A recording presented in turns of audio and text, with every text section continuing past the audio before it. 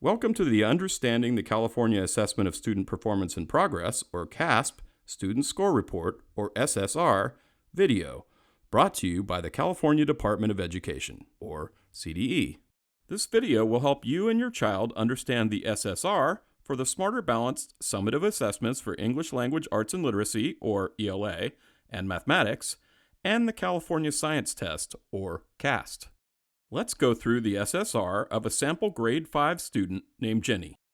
On the first page, the SSR contains Jenny's statewide student identifier, or SSID number, the school year that the tests were taken, her grade level, and her name and address. Page 1 of the SSR also provides a brief description of what CAASPP is and what the scores mean. Also on page 1 is a QR code and a link that takes you to the Starting Smarter website. This website is specifically designed for parents and guardians and provides more information about your child's SSR, sample test questions, as well as several free resources to support student learning. The summative assessments in ELA and Mathematics are administered in grades 3 through 8 and grade 11. CAST is administered in grades 5 and 8, and once in high school, grades 10, 11, or 12. There are 4 achievement levels students can receive. Level 1, Minimal. Level 2, Developing. Level 3, Proficient. And Level 4, Advanced. Pages 2 and 3 describe Jenny's scores for ELA and Mathematics. At the top of each page, the overall score section shows Jenny's overall achievement level and score. The single-digit number is Jenny's achievement level, and the 4-digit score indicates where Jenny scored within the overall range for the grade level in ELA and Mathematics. In ELA, the arrow indicates that Jenny demonstrated proficient grade level knowledge and skills. Her overall score of 2541, which is in level 3, places her at proficient. Jenny is within the score range for grade 5, which is 2200 to 2730. The next section provides information about Jenny's score history for the past 3 years.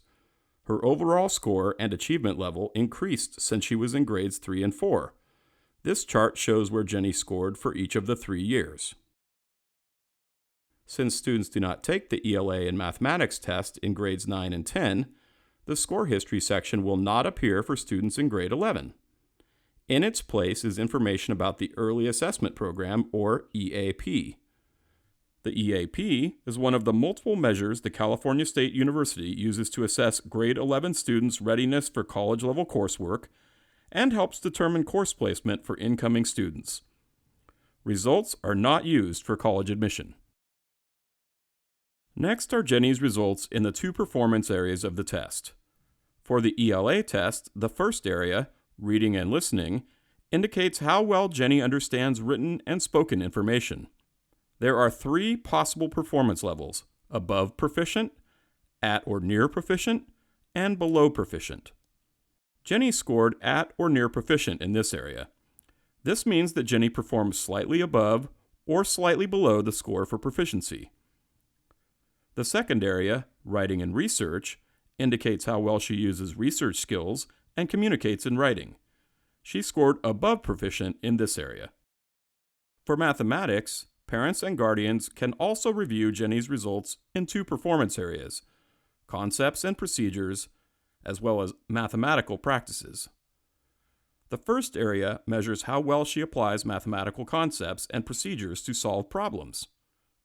The second area measures how well she applies strategies to solve complex problems and how well she explains the reasoning for the solution.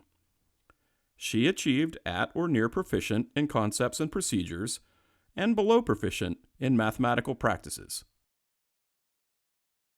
On page 4, we can review Jenny's essay performance, her lexile and quantile measures, as well as how Jenny's score compared to the averages for Jenny's school, as well as the state. The top section contains Jenny's essay performance. The type of essay Jenny was assigned is stated in the first sentence. This section explains that Jenny's essay was scored in 3 categories. The first is organization and purpose. She scored 3 out of 4 points. The second category is development and elaboration. She scored 3 out of 4 points.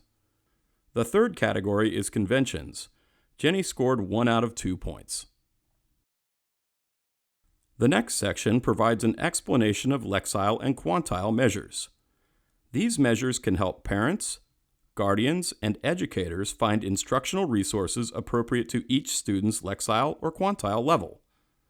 Jenny's score report indicates she earned a 980L lexile measure and a 685Q quantile measure. To learn more about the lexile and quantile measures and how to access free resources to support your child's reading and mathematics skills, a link to a web page with more information is provided. These resources include how to find books within your child's lexile level.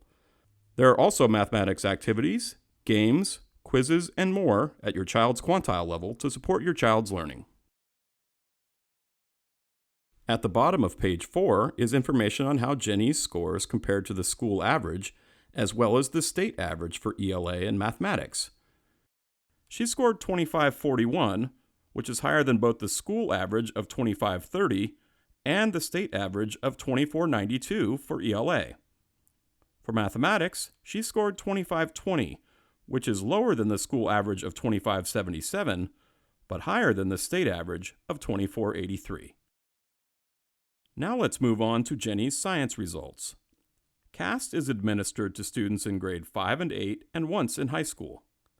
The score range for grade 5 is 150 to 250.